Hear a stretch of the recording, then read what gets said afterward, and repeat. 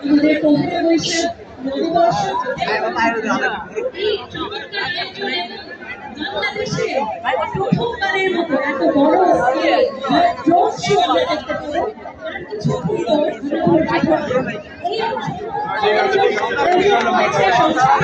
মন্ত্রণালয় কারিগরি সহায়তায় চীনা দূতাবাস বাস্তবায়ন করেছে বাংলাদেশ শিল্পকলা একাডেমি এবং সার্বিক সহযোগিতায় আছে জাতীয় সংসদ ও উত্তর সিটি কর্পোরেশন। আচ্ছা, আমি এত মানুষটা